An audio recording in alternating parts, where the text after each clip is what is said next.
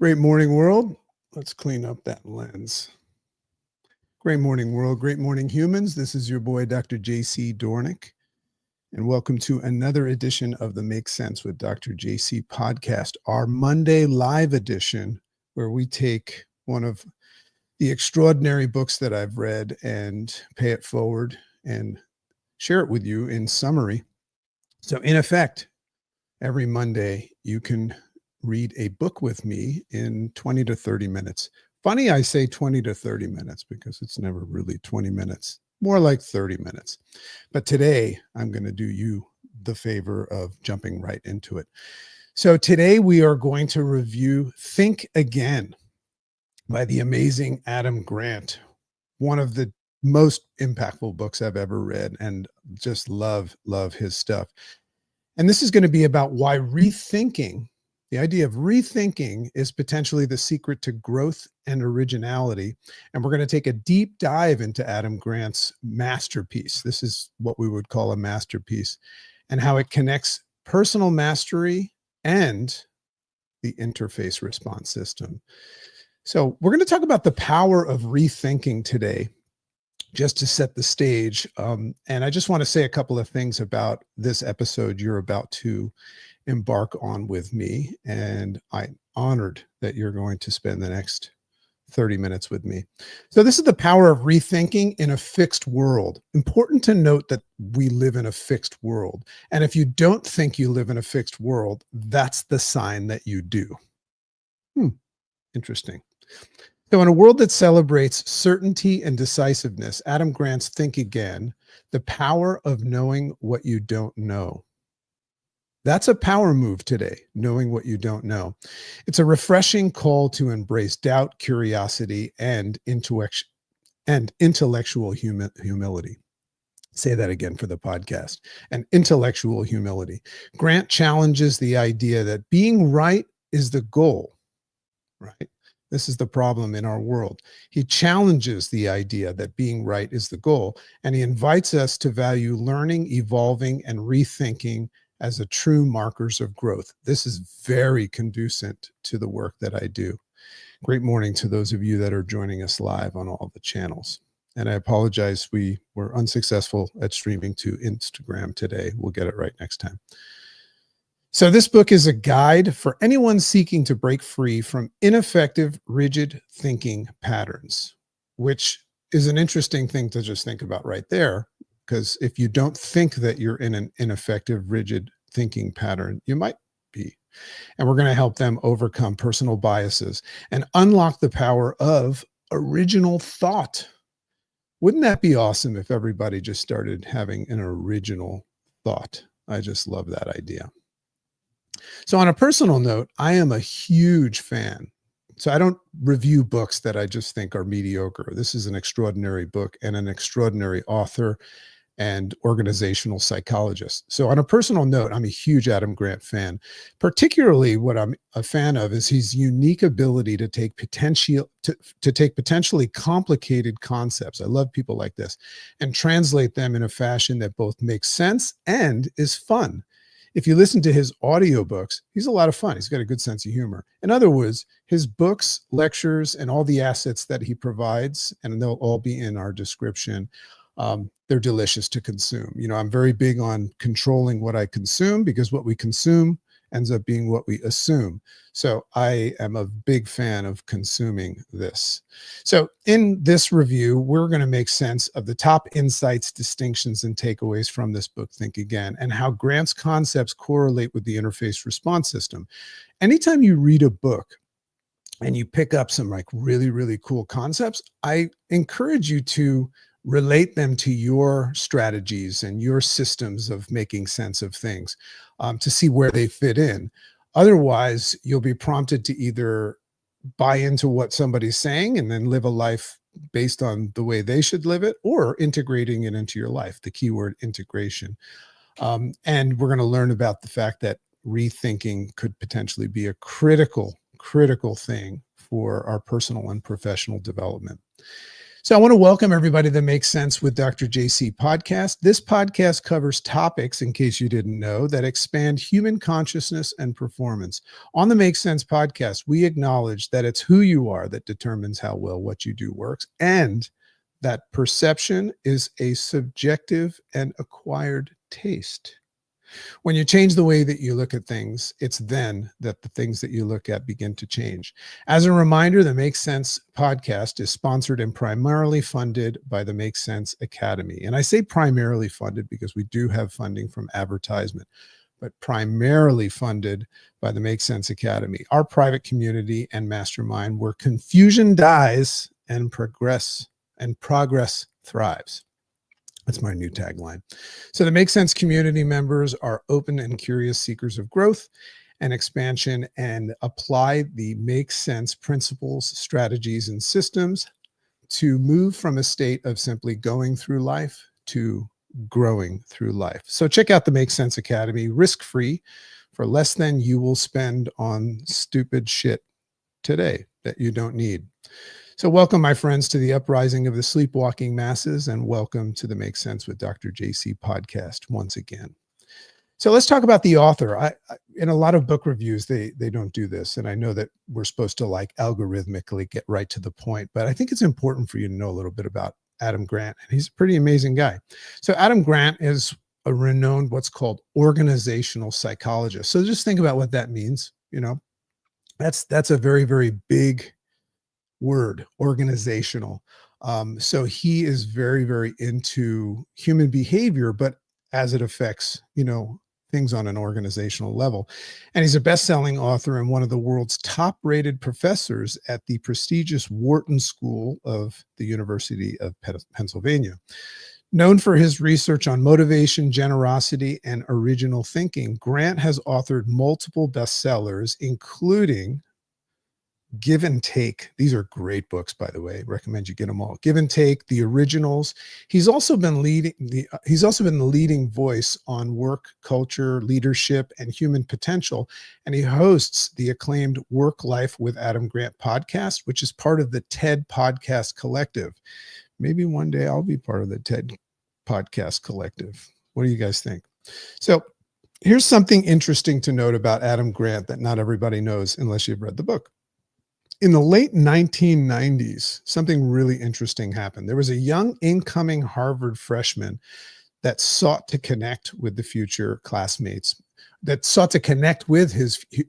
classmates before arriving on campus. I know who you're thinking.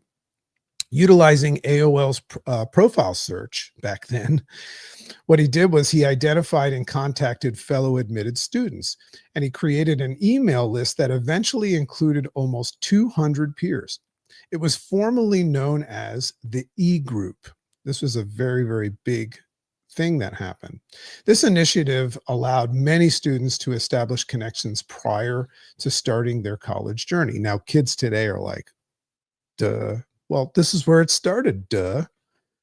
However, after meeting his new acquaintances in person, he didn't pursue it any further. He didn't follow through and cultivate it into anything else. He didn't develop it any further. So approximately 5 years later, maybe there's a lesson here, in comes somebody from a neighboring dormitory and, uses the same platform, a young entrepreneurial student named, Mark Zuckerberg. And he took this e-group concept to the next level and launched what we all now know as Facebook. And that's a platform that would revolutionize social networking on a global scale. So that student that created that e-group, who is that? Anyone? Adam Grant. None other than Adam Grant. So here's what my thought is as we jump into this and we go over some of these big takeaways.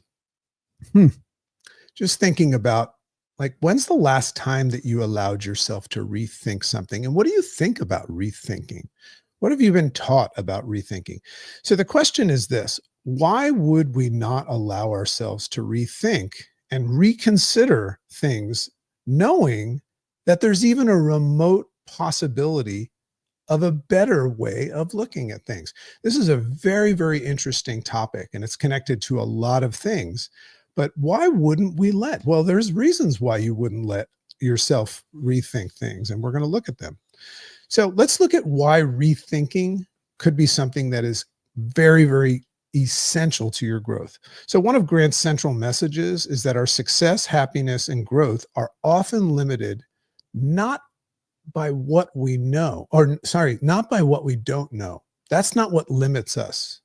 We're remembering a famous quote right now, but it's more what we think that we know that just isn't true, right? This is one of the most dangerous things that happens in the human experience is when we think that we know something.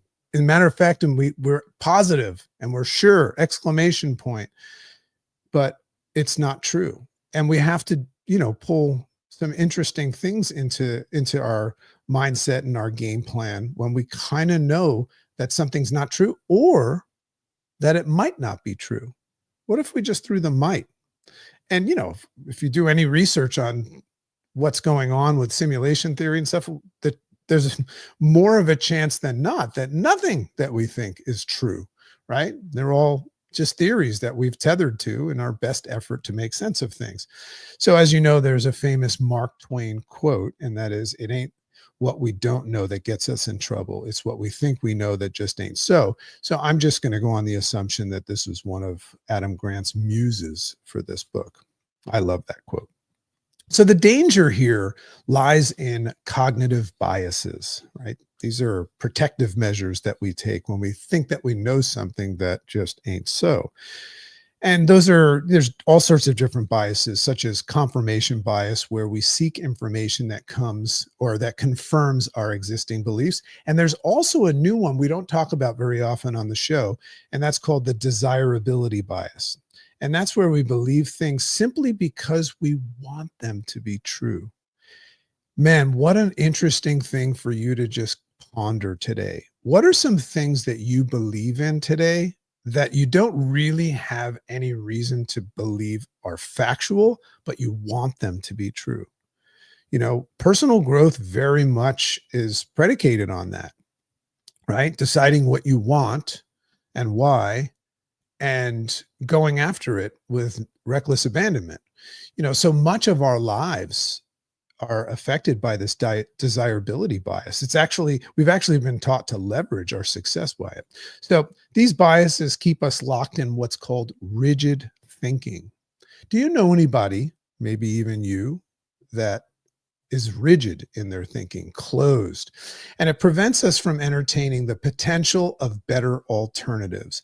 Why wouldn't we entertain the potential of a better way of looking at things? It's one thing if you are not happy with your results in life, and we entertain this core tenet of Make Sense Academy and say, when you change the way you look at things, the things you look at change. But even if you're happy, right, isn't it kind of foolish and an illusion of sorts to just not entertain anything else? And this is where we get into trouble with conversations with people. If anybody says anything different than what you have chosen to believe or what you have been persuaded to believe, well, you're going to have conflict. So I just think this is a fascinating and important topic. And once we adopt a belief, it's incredibly hard to let go, just like habits are hard to break. We cling to it, defend it, and eventually we shape our identity around our belief systems, don't we? So this challenge was a big inspiration. Not this book came later in play, but this challenge that I observed a long time ago about myself and others. It's a big inspiration by the creation, or this was a big inspiration behind the creation of what we now know as the interface response system, ironically referred to as the IRS.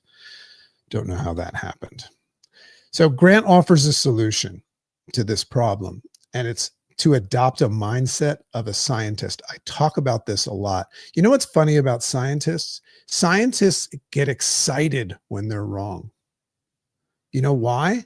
Because it means that there's something better. So that's why he says adopt the mindset of a scientist. Scientists don't seek to confirm their theories. They actively look for ways to prove them wrong. This is fun to listen to a room full of scientists talk. Somebody comes with a better idea, they all get fired up. So the true scientist is actually in love with learning, not with being right. Imagine if the world shifted like that. They chase better. This is the biggest thing. I mean, would you not be interested in chasing better? So this perspective encourages curiosity, experimentation, and the willingness to admit when a belief is no longer serving us. You want to talk about getting rid of some baggage? Learn how to identify and let go of beliefs that no longer serve you. Do you know what it means to get out of your own way? That right there. So my thoughts are this. Let's be honest. Rethinking, like you can hear me talk about it and it makes sense, but it's not easy. If you think about it, in some ways, our minds are like maximum security prisons and our thoughts are being held prisoner. Rethinking in certain ways becomes like a breach of security, right? So we have this maximum security prison, and rethinking is a threat to that maximum security prison and your identity. Just think about it. Think about how many things are based on your religious and your political beliefs and your core values, and you find out that one of them was wrong. That's dangerous for you, right? It's an identity issue, but it's sensical. Make sense? So we're taught to avoid uncertainty, and that rethinking can be seen as a sign of a weakness, right? This is something that I've always perceived in life. You know, once we begin something, or once we believe in something, our brains become lazy intentionally. They become lazy and closed to anything else. It's easier to defend the status quo than it is to challenge the status quo. And we can make reference to last week's book that I went over, Thinking Fast and Slow by Daniel Kahneman, when he talks about the two systems, the fast knee-jerk one and then the slow thinking one. So that's where this comes into play. And Adam Grant actually talks about that book in his book. So Grant identifies several obstacles that prevent us from rethinking, including, oh, this one's great, the first instinct fallacy. And this is something that I was taught, and I know you were as well, which is the idea of our initial response always being the right one. Remember test taking? What did you learn as a kid? Did you learn to always stick with that first answer or rethink it? What was your strategy? I'm curious to know. So I remember being taught in grade school to always go with my first choice, that it would be it would give me it would leverage the better outcome for my test taking. In fact, see, this is what I love about Adam Grant is he doesn't care who's right, but he always backs things up with fact. In fact, research shows that first instincts, right, that first answer, that first knee-jerk reflex is often driven by primal reactive and programmed thinking. So if you take a moment and acknowledge that your primal reactive programmed thinking, which was given to you by others, which is most likely out of date today, like so many other things, overcoming this requires mental fitness and agility. What mental fitness and agility is it's a kind of cognitive flexibility that allows us to question our assumptions and entertain new possibilities. I am just so excited about the idea of allowing myself to entertain new possibilities, especially when I think I'm right and somebody has a totally different opinion. It doesn't feel good to find out you're wrong, but in another sense, it's wonderful to find out you're wrong because it brings you closer to right. So if you are the kind of person that likes to be right, you'll enjoy this. So why is it that we resist thinking? Let's go a little deeper into that. Rethinking is often uncomfortable because it feels like admitting a failure. I thought that was powerful when I learned that. When we change our minds, it can feel like we're admitting that we're wrong. People don't like to be wrong. I mean, you might claim that you don't need to always be right, but look on the other side. How do you enjoy being wrong? And in a culture that celebrates and rewards confidence and conviction, oh boy, is that true. Being wrong is often seen, as I said before, as a weakness. But Grant flips that notion on its head. And that's one of the things that he's a disruptor in a sense. He doesn't ever try to be right, but he always challenges things. And if somebody ever presents him with something better, he embraces it.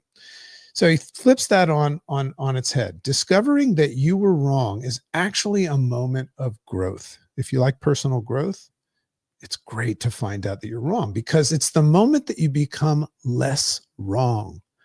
Isn't that an interesting way of looking at this?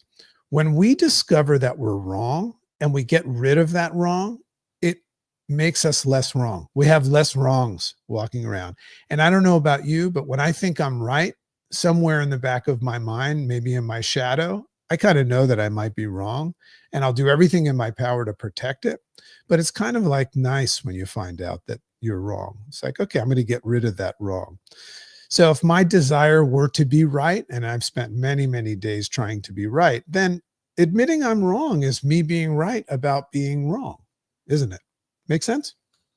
So another challenge is what Grant refers to as the curse of knowledge. I love this. This reminds me of Good Will Hunting. Remember the scene where he's in the bar and he overpowers the super smart Harvard guy. So the curse of knowledge, and that is the more we know, the harder it is to become. The harder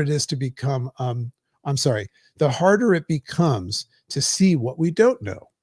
So the more we know, the harder it becomes to see what we don't know. We start to assume that what's obvious to us is obvious to others. Evaluate that behavior. It's fascinating. And that helps us, or that causes us to shut down other perspectives. This is the concept of somebody being a know-it-all. Know-it-alls bother you, but another interesting thing about know-it-alls is watch how they protect what they know by not embracing anything. So I like to use the analogy, a know-it-all about anything, like even a religious belief.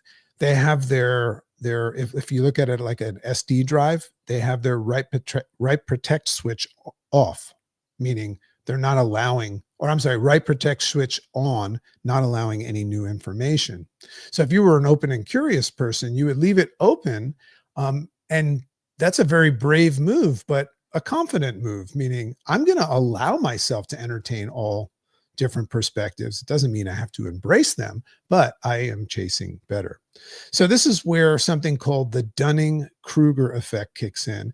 And that's where those with the least knowledge often, in fact, feel the most certain, right? It's the true experts that are more aware of their limitations. So that's the curse of knowledge, right? If you know everything, you probably struggle a lot with limitations. If you know nothing, you're very certain in yourself. I mean, this brings up another one, and we're going to talk about it now. So then there's also the imposter syndrome, where we perceive ourselves as frauds or inadequate in comparison to others. Remember, what we're talking about is why we resist rethinking. We're trying to avoid these unsettling things. Instead of seeing this as a weakness, Grant reframes that imposter syndrome is an asset. I love this. I'm putting this into one of my courses for coaching. I love it. He thinks that imposter syndrome is an asset. He notes that people who experience imposter syndrome have a tendency to work harder. This is true. Stay curious and ask better questions. It's a sign that we care enough about our work to question our own thinking. This is an interesting way to look at imposter syndrome. Nobody likes to feel imposter syndrome, and I feel it all the time, feeling it to an extent right now. But it's a power move to have this ability to question your own thinking and abilities, because it picks my game up. It makes me take it more serious. And I hope that you see that come through in my show. So the problem isn't feeling like an imposter. It's letting that feeling stop us, right? That's a big one right there. I've done a lot of great work while I'm feeling like shit. So the interface response system has a very, very cool pairing, as if you were pairing some cheese with some wine, with the art of rethinking. And I want to just share that right now, because the interface response system is taking this jacuzzi experience of saying, hey, this is a great idea to rethink, think again. But then most people go and do nothing about it. The interface response system is taking that notion that if you change the way you look at things, the things you look at change, and giving you a tool, which is what we teach in the Make Sense Academy and all my programs, We give you a tool to execute on changing the way you look at things. So I designed the interface response system to act as a tool, like I said, to create space between the programmed perception that we have and our response. Create a safe space between our knee-jerk reflex and the response that we're looking to maximize. So it helps us execute on slowing our knee-jerk responses down, and that's the science of cognitive distancing, where we can examine our instincts from fresh new perspectives, right? And make better decisions. That would be the goal. Wouldn't you like to make better decisions today? So that's what the interface response system helps you do. And Daniel Kahneman, from my review last week, remember, he spoke a lot about the importance of just being patient and delaying your response. We're in such a rush to respond, and that's why we always allow our knee-jerk reflex. We trust it too much. So the interface response system is a tool, in fact, that can hack our brain's natural tendency towards rigid thinking and encourage thoughtful, open, curious, and conscious choices. So here's how that would work. This is how the interface response system might help you rethink. So the 4 steps are perceive, pause, process, and proceed. So perceive, the first step. First, we must become aware that we even have this programmed rigidity. We have to become aware of it. And I think that you probably know this now. I don't know if you'll execute on it, but you have to become aware of it. And also the fact that we have this desire to be right and not rethink things. Sometimes I love the idea of just having my knee-jerk reflex be the right one. And somebody said, man, spot on. But I have to perceive that that's not the fact. So that validates, once we recognize that program pattern, it validates us hitting the brakes and inserting the pause. And the way we do that in the Make Sense Academy is we say, huh. So practice that. Say, huh. And that's spelled HMMM, which stands for haven't made up my mind. I hear you, but I'm going to think about it. There's the delay. This is where we actually have created the space and give ourselves time to dispute and contemplate our rigid thinking. Is this me thinking rigidly? Have I looked at it from different vantage points and aspects?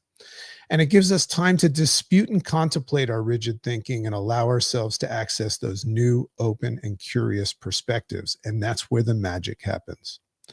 So in that space, the actual assessment of things is the 3rd step, called process. Here we ask deeper questions like, are these beliefs serving me? I just dare somebody to ask that about your beliefs. Are they serving you? Or are they serving someone else or something else? Are they serving you and your goals and dreams? Or are you putting your goals and dreams on hold or disbelief because you're serving someone or something else? What evidence? Here's another question. What evidence contradicts my current assumption? What evidence contradicts my current assumption? Here's another one. We arm ourselves. Oh, no, I'm sorry. That was the last question. We arm ourselves with the superpower of curiosity. This is arming yourself with the superpower of curiosity. And then finally, now we're in great shape to formulate a response. And that's the 4th step of proceed. Only after thoughtful consideration and support of our desire for the best possible outcome do we proceed with action informed by conscious thought rather than automatic programming. Now, here's what's fun about that. If you practice this interface response system a lot, it actually rewires your automatic thinking into, and this is the formulation of habits, right? There's that AI thumb. That's so funny.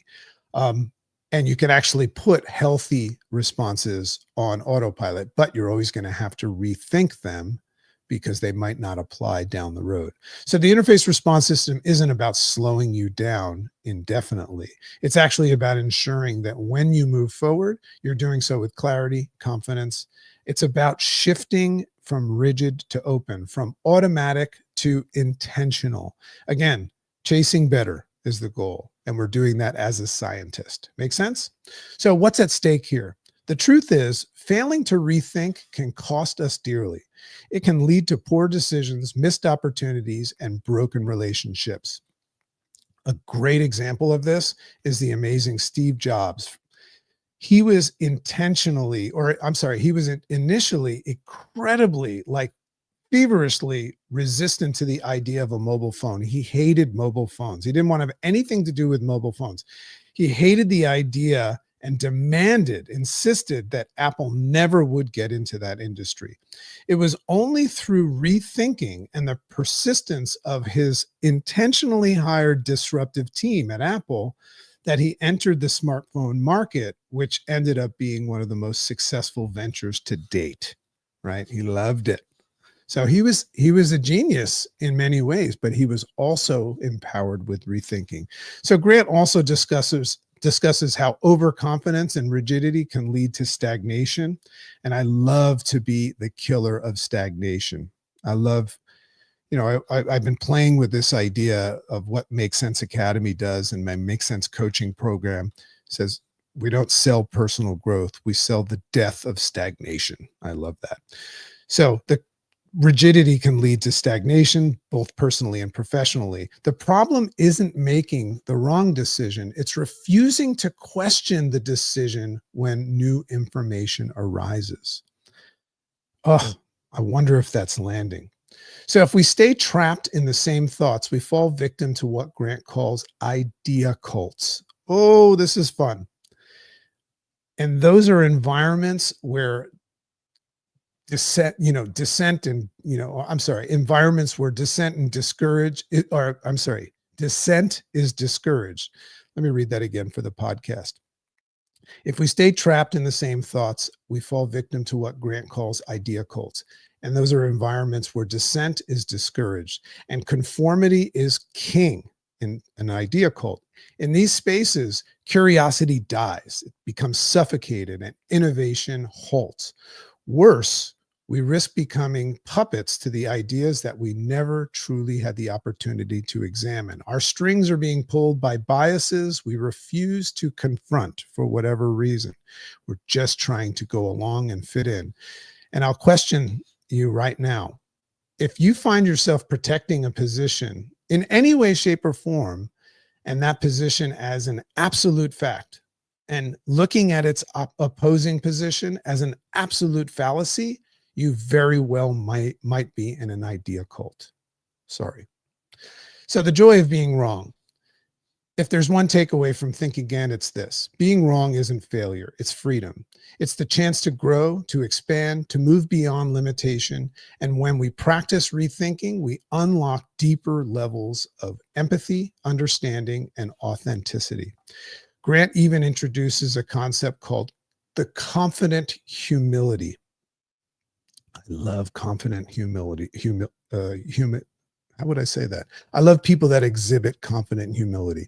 And that's the ability to secure enough in ourselves, or to be secure enough in ourselves to admit when we're wrong, but confident enough to move forward anyway. You know how we always say that the only difference between successful people and unsuccessful people, because they face the same challenges and adversities, is that one of them decides to do it anyway? Maybe that's what this is. I love to work with clients, coaches, and colleagues that possess confident humility. It's something that I try hard to practice in my own life. Assess your confident humility factor today and become more attractive and easier to work with. Isn't that the essence of growth? Not about being perfect, but about being better, chasing better again. About choosing curiosity over comfort and about choosing curiosity over comfort and exploration over ego. Exploration over ego. I love that. So here are my final thoughts, and I call this the path to mastery. So I'm basically saying that rethinking is a big part of the path to mastery. Think Again is a reminder that mastery isn't about knowing all the answers. It's about asking better questions. And the IRS is a tool and a vehicle that helps us ensure that we don't stay locked in our old, outdated ideas. To be successful in business, relationships, and life, we must be willing to rethink. We must be open, curious, and courageous enough to say, I'm still learning. Are you still learning, or have you learned everything that you need? and that's causing your rigidity. We must embrace that awareness is a weapon and humility is its strength. Because when we can think again, we give ourselves permission to grow again, to be wrong again, and ultimately to be right in ways that truly matter. Like, for instance, being right about being wrong. Make sense? So that's it for today. I love and appreciate you all. Remember, if you learned something today, give it away. That's how it's going to stay. We will take this episode and clean it up and shorten it up for the podcast.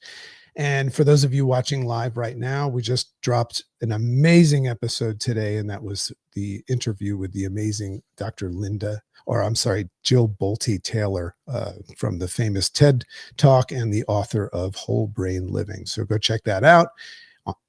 Substack, on the podcast, and all of that stuff. Love and appreciate you. See you next time. Bye-bye now.